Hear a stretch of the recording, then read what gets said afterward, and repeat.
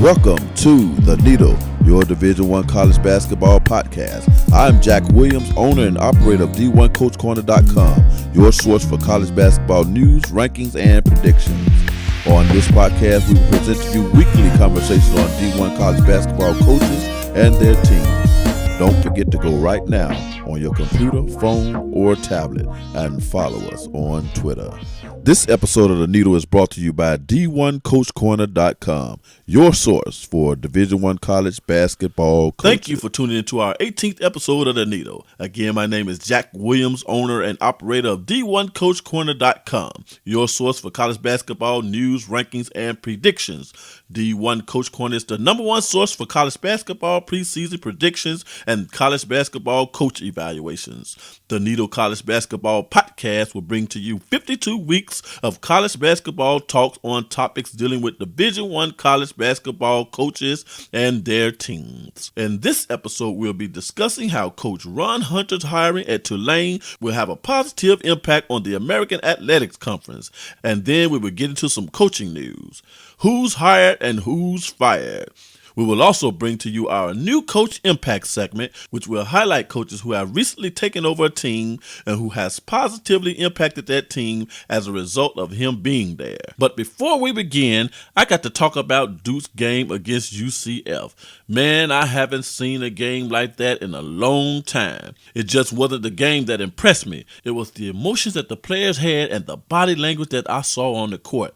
These guys were warriors out there. They wanted to win. It felt like the 90s all over again. And that game was right on cue for this show. UCF, an American Athletic Conference team battling it out with a team from the best conference in college basketball. And Coach Johnny Dawkins' son, Aubrey Dawkins, was impressive.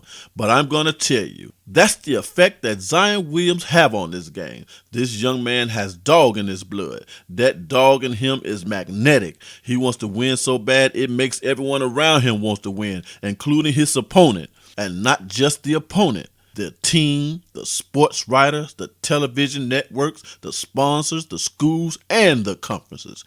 Everything was affected. All of us put our best effort forward for the love of the game. The ratings were out of the roof. People were standing on their feet, screaming at the television, all sorts of things. Because of the presence of Zion Williamson and his willingness to win, not just college basketball, but basketball itself is back.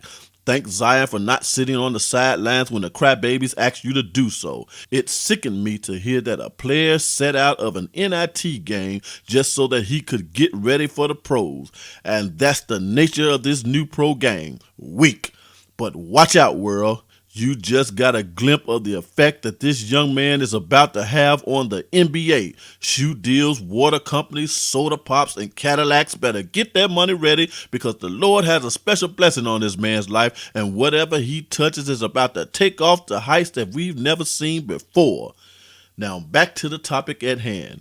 Coach Ron Hunter was hired at Tulane on March 24th, 2019. What a good hire for this team. Watch out for the American Conference in the near future. This conference is on its way up. And let's hope that Coach Kelvin Sampson doesn't leave Houston. I was listening to another sports podcast, and I'm not going to name the show, but I heard one guy on the show say that the American Conference is basically a mid-major conference. Man, I nearly fell out of my chair when I heard this. I'm here to tell you that as far as basketball is concerned, the American Conference is in no way a mid-major conference. We could just look at the caliber of coaches that they have in this conference now.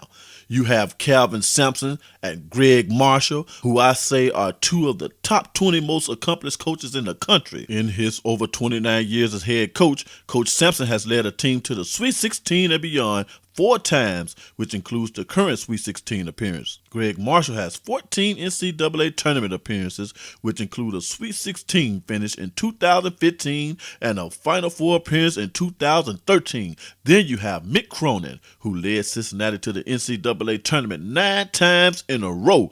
Then you have Coach Johnny Dawkins of UCF, who we've mentioned earlier. Coach Dawkins has this UCF team competing. They gave us a display of what this team was going to look like in game number 2 against Duke.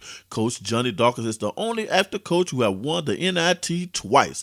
He also has 2 NCAA tournament appearances under his belt, which includes 1 Sweet 16 appearance with Stanford.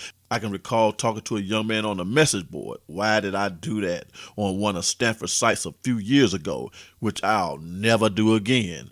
Man, there are some sick people on these social sites sometimes. But anyway, this guy was bashing and bad-mouthing Coach Johnny Dawkins to no end, calling for his firing at Stanford. So I asked him, why do you want this man fired so badly? I mean, it's Stanford.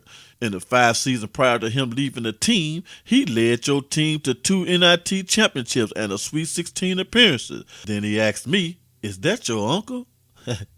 But I tell you what, UCF thanks you, sir. This is the first time in this program's history that they've won an NCAA tournament game, period. Thanks to Coach Dawkins, this school is now in the national spotlight. Now back to the other guy who says that the American Athletic Conference is a mid-major conference. Man, Houston has 3 Final Four appearances in their school history, which includes 2 national championships in 1983 and 1984.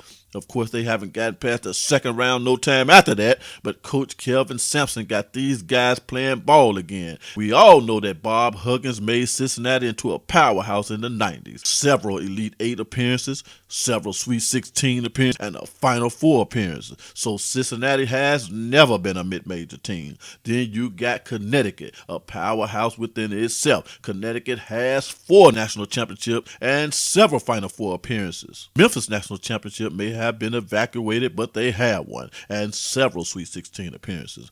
But the point I'm trying to make is that these are not mid-major schools in any way. I mean, this conference has had 4 teams to make it into the tournament this year: Houston, Cincinnati, UCF, and Temple.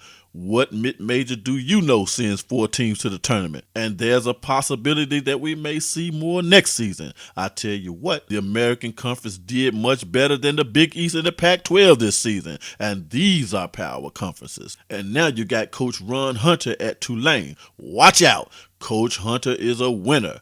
He was Georgia State's all-time winningest coach. Georgia State dominated the Sun Belt under his leadership. Georgia State had only 1 losing season in his 8 seasons with the team. 6 out of the 8 seasons were 20-plus wins, the most Georgia State has had in its team's history. Some coaches are defensive-minded coaches, and some are offensive-minded coaches.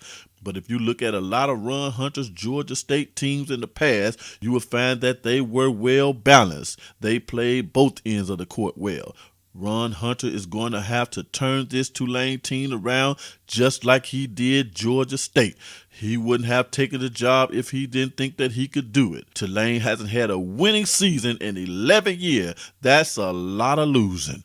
A Ron Hunter hire was just what this team needed to boost ticket sales for next season. If Coach Dunleavy Sr. would have remained as head coach with an 0-18 record, I guarantee you that ticket sales would have plummeted next season. With all the coaches combined in the American, you have over 50 NCAA tournament appearances. The only mid-major conference that comes anywhere close to that is the West Coast Conference, who has Mark Few of Gonzaga, Dave Rose of BYU, Lorenzo Romar of Pepperdine, Herb Sendek of Santa Clara, and Randy Bennett of St. Mary's. Unlike the American, the West Coast Conference is at best a 2-bid conference. The American Conference can easily be a 4 or 5-bid conference every year. Let's even look at the newcomers. Penny Hardaway of Memphis has the #1 recruit in the nation coming next year.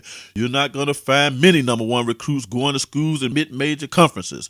Brian Gregory of South Florida has his team competing. All South Florida needs to do next season is to make sure that they have a decent pre-conference schedule, and that's the job of the athletic director and the American Conference. And the athletic director of each of these teams is to make sure that these teams are positioned in pre-conference play and in conference play to have decent resumes by the end of the season. And you have Dan Hurley at Connecticut, Joe Dooley at East Carolina. Watch out for him. Frank Haith at Tulsa, who everybody sleeps on, and Tim Jankovic at SMU. These are some high-quality coaches in this conference. I'm looking forward to seeing what comes out of the American next season, and so much for that. Now, let's look into some tournament games played in Week 21 of college basketball. On Sunday, March 24, 2019, we got to witness one of the best games we've seen in ages. Duke faced UCF in game number 2 of the NCAA tournament. Duke won in a nail-biter to advance to the Sweet 16. The rest of the games were blowouts. No Cinderellas this year. Virginia defeated Oklahoma. North Carolina defeated Washington. Tennessee defeated Iowa. Texas Tech defeated Buffalo. Houston defeated Ohio State. Virginia Tech defeated Liberty. And Oregon defeated UC Irvine. All of the top seeds won their games. Coastal Carolina defeated West Virginia in the quarterfinals of the CBI on West Virginia's home court. Ouch! South Florida of the American Conference defeated Utah Valley in the quarterfinals of the CBI. On Tuesday, March 26, 2019, Wichita State eliminated Indiana in the NIT quarterfinals, while TCU eliminates Creighton. On Wednesday, March 27, 2019, Texas defeated Colorado, while Lipscomb defeated North Carolina State. Both teams will move on to play in the semifinals on April 2, 2019. On Thursday, March 28, 2019, Virginia and Gonzaga will be advancing to the Elite Eight. Virginia defeated Oregon, while Gonzaga defeated Florida State. Both of the number 2 seeds fell to number 3 seeds on the same day. Purdue defeated Tennessee, while Texas Tech defeated Michigan. Both teams will be advancing to the Elite Eight. A number 1 seed finally went down. Number 5 seed Auburn burned North Carolina to move on to the Elite Eight. The number 1 seed Duke had another nail-biter in the tournament. This time it was against the feisty Virginia Tech Hokies. What the hell is a Hokie? Kentucky defeated a feisty Houston team, while Michigan State dominated LSU. On Saturday, March 30, 2019, for the first time in school history, Texas Tech is going to the Final Four after defeating number 1 seed Gonzaga in the Elite Eight. That Chris Beard is a bad man. Virginia defeated Purdue to go to the Final Four for the first time since 1984. And that concludes the needle-moving portion of our show. We will now get into the coaching news and our new Coach Impact segment of our show. This portion of our show is brought to you by D1CoachCorner.com, your source for college basketball news, rankings, and predictions. Once again, don't forget to go follow us on Twitter after the show at D1CoachCorner. Now let's get into a little coaching changes news. On March 24, 2019, California's coach Wyking Jones was fired after California finished at the bottom of the Pac-12 for 2 seasons in a row. Coach Jones will be replaced by Coach Mark Fox, who was once head coach at Georgia. Coach Fox has a winning overall record of 286 and 176. On March 25, 2019, Georgia State's longtime winningest coach Ron Hunter departed Georgia State to take on a job at Tulane in the American Athletic Conference. On March 26, 2019, Coach Tim Miles was finally let go after 7 seasons and 1 NCAA tournament appearance. Coach Miles says that he may be mediocre, but at least he's gotten rich doing it. Terrible. On March 27, 2019, Buffalo's head coach Nate Oates resigned to take the job at Alabama. South Dakota State's head coach T.J. Oslerberger resigned to take the job at UNLV. Presbyterian's head coach Dustin Kearns leaves to take the job at Appalachian State. As for other coaching hires, Cal Poly hired Coach John Smith. Coach Smith was very successful on the California Community College level. He led Riverside City College to the California State Championship in 2009. Mercer hires Coach Gary Smith. Coach Smith served as assistant coach to Purdue from 2011 to 2019. He was instrumental in helping Coach Matt Painter get the team to the Sweet 16 for 3 consecutive seasons. Niagara hired Coach Patrick Bayline. Coach Patrick Bayline is the son of Michigan head coach John Bayline. Coach Patrick Bayline has experience coaching on the Division II level. Troy hired Coach Scott Cross. Scott Cross is back in the Sun Belt. I never understood why he was fired in the first place. Ohio hires Geno Ford. Geno Ford returns as Division I head coach after 4 years. His last job was at Bradley. Washington State hires San Francisco's coach Kyle Smith. Coach Smith advanced to Washington State after a successful 3 seasons at San Francisco. St. Joseph's hired Coach Billy Lange. Coach Lange has experience coaching on the Division I level. He served as head coach of the Navy from 2004 until 2011.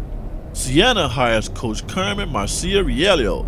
Coach Carmen Marciariello graduated from Siena and once worked as Director of Basketball Operations in 2005 and 2006.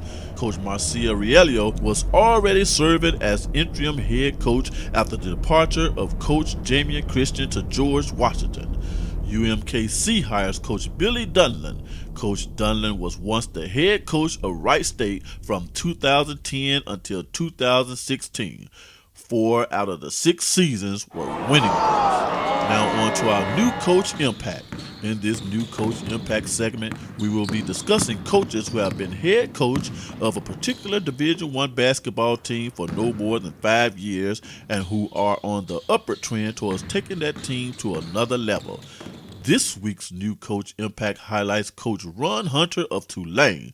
The fact that he's taken a job at Tulane is already drawing positive attention to the school.